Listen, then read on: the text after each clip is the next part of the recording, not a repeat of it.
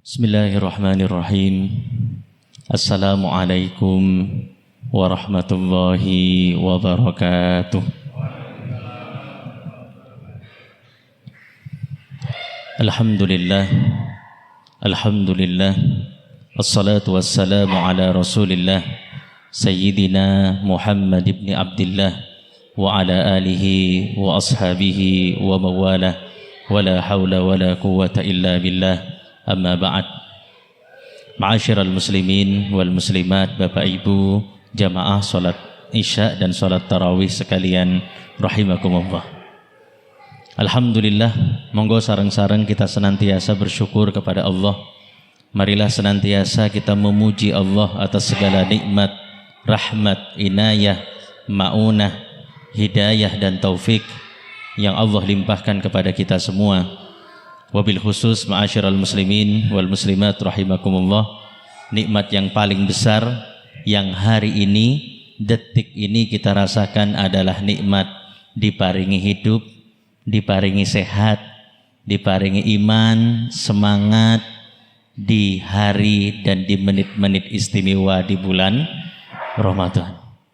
Mudah-mudahan Allah Subhanahu wa taala menerima seluruh amal ibadah kita selama Ramadan, dan mudah-mudahan pula Allah paringi kita keistiqomahan, kesehatan dan usia yang barokah, serta keimanan dan keistiqomahan hingga akhir Ramadan nanti, bahkan hingga kelak kapanpun itu Allah mencabut nyawa kita dalam kondisi husnul khatimah. Amin ya rabbal alamin. Ma'asyiral muslimin wal muslimat jamaah salat Isya dan tarawih sekalian rahimakumullah. Imam An-Nasa'i rahimahullah pernah meriwayatkan sebuah hadis yang menarik untuk kita renungi di awal-awal Ramadan seperti ini. Diceritakan dalam hadis ini ada seorang sahabat Rasulullah sallallahu alaihi wasallam dari kalangan Arab Badui, Arab pegunungan, Pak. Sahabat ini setelah hijrah ke Madinah bersama Rasulullah, beliau aktif ikut dalam peperangan-peperangan yang dilakukan oleh Rasulullah sallallahu alaihi wasallam.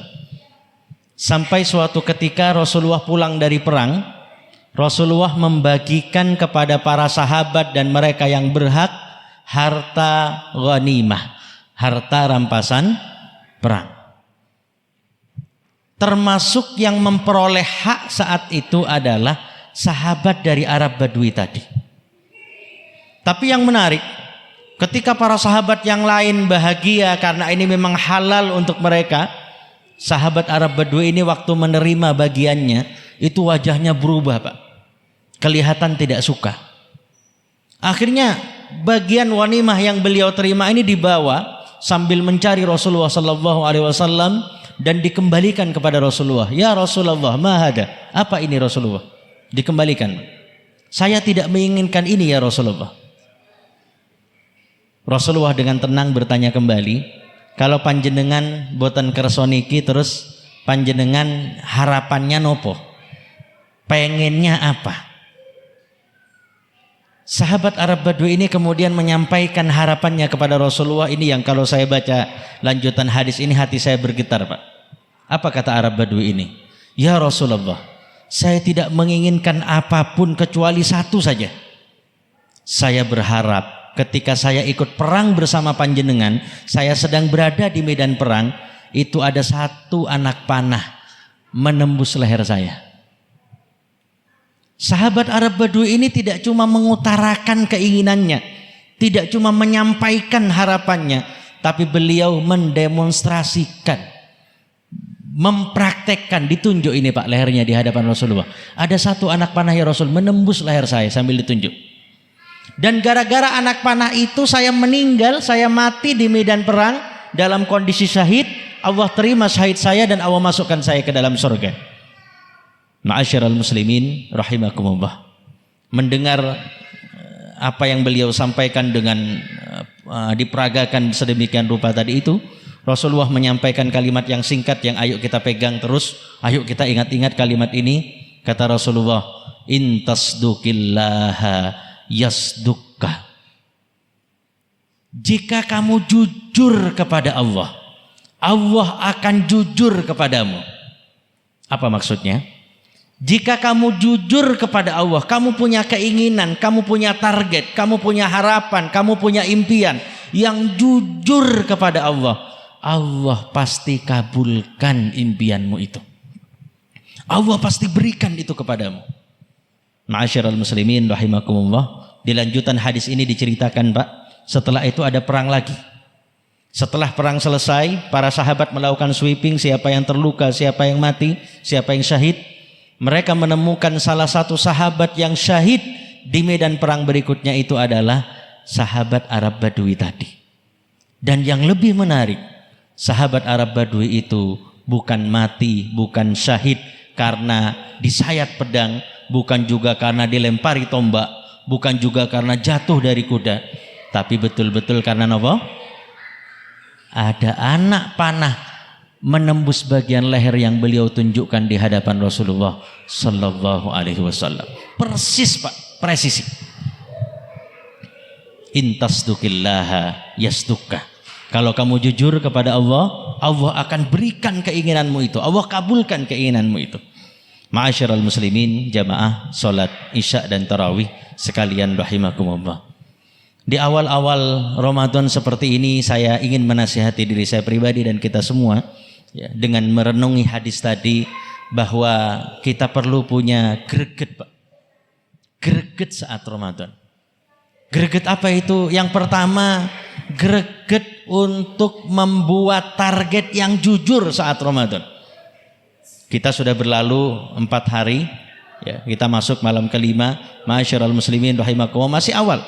Bagi yang belum punya target, ayo kita buat target. Bagi yang sudah punya target, barangkali sekedar target awang-awangan atau sekedar target ikut-ikutan, ayo kita evaluasi lagi, kita kuatkan lagi.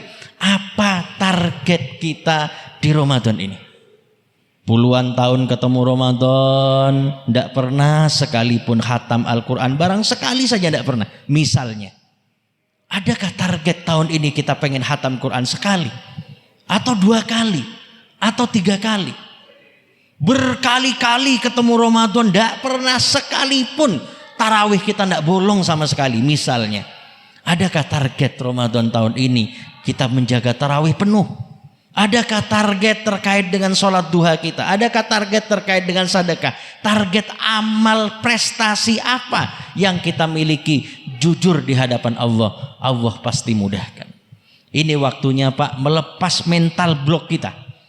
Mungkin di kepala kita kadang ada pikiran-pikiran negatif. Sudahlah, kayaknya memang tidak bakat saya menghatamkan Al-Quran. Wis golek amal liyane ae. Koyo aneh awak dhewe iki sampai saiki maca Quran sik grotal gratul, koyo aneh sampai mati yo enggak iso. Wis tah, liyane ae. Hadirin, Ramadan ini ayo kita lepas mental-mental itu. Kalau kita punya keinginan, Pak, punya target, Pak, jujur di hadapan Allah, Allah akan penuhi target itu dengan jalan Allah. Ayatnya kita sudah hafal semua. Innama amruhu idza arada syai'an ayyakula lahu kun fayakun. Allah cukup mengatakan kun maka akan jadi. Hadirin rahimakumullah, ada pensiunan pegawai pajak, Pak, ibu-ibu. Pensiunan pegawai pajak di usia 56 tahun, hampir pensiun. Beliau mikir-mikir nanti kalau pensiun aktivitasnya apa. Akhirnya diputuskan, beliau mikir apakah mau bisnis atau mau buka toko atau mau apa. Akhirnya beliau putuskan sebelum pensiun beliau daftar kursus ngaji di Geria Al-Quran. Usia 56 tahun.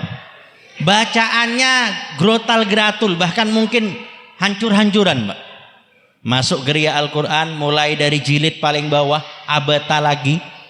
Terus usia 56 tahun, usia 57, 58, pelan jilid 1, jilid 2, tartil 1, tartil 2, tartil 3, sampai menghafal Al-Quran pelan.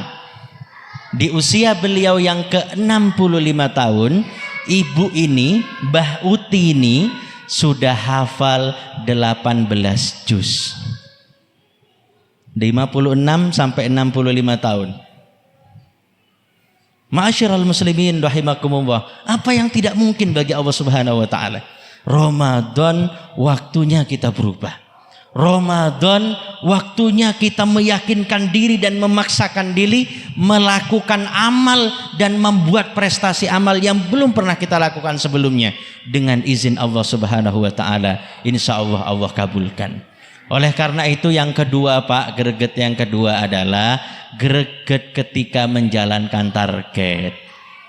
Gimana greget ketika menjalankan target itu? Ma'asyiral muslimin rahimakumullah. Di surat At-Taubah ayat 92. Surat At-Taubah ayat 92. Panjenengan mangke saged tadabbur piyambak di rumah masing-masing. Allah menceritakan peristiwa perang Tabuk. Perang Tabuk ini Pak, Rasulullah dengan para sahabat harus berangkat ke medan Tabuk yang jauhnya 778 kilo sekitar 778 kilo. Naik buruk Ustadz, boten Mbak. Rasulullah piyambak ten napa? Isra Mi'raj juga naik buruk. Ini dengan para sahabat naik apa? Kondisi saat itu kondisi berat, kondisi peceklik, sehingga diceritakan naiknya naik onta, satu onta dinaiki 10 orang. Bergantian. 10 kilo turun, ganti lagi, yang lain jalan. 10 kilo lagi, ganti lagi orang kedua, terus gantian. Sampai diceritakan satu kurma, ma'asyiral muslimin, itu disaku sama sahabat dan disesep Pak, dihisep. Ngapunten, nggak sampai dimakan, dari saking sulitnya makanan. Di tengah kondisi sulit seperti itu ada beberapa orang miskin menghadap Rasulullah, ingin berperang, sudah melatih fisiknya, sudah semangat mau ikut perang, tapi Rasulullah dengan terpaksa menolak mereka. Apa kata ayat ini? Qul tala ajidu ma ahmilukum alaih. Mohon maaf, saya tidak punya, kata Rasulullah, ontanya terbatas. Panjenengan boten usah berangkat mawon pun, jenengan kersani ten griya mawon, boten usah ikut perang. Punya target perang, tapi nggak bisa berangkat perang, terpaksa. Kalau kita ya, kita di maunya perang, ternyata wes boten usah panjenengan ten griya mawon, kita ya napa Pak?